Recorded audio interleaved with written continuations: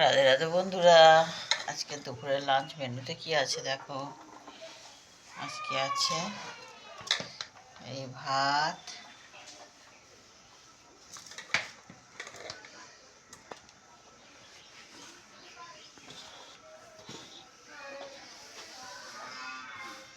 এখানে আছে বেগুন ভাজা,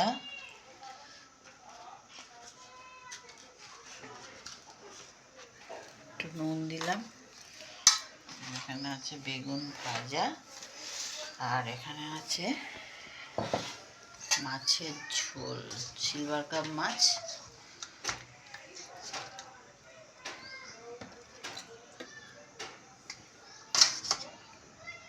মাছের ঝোল।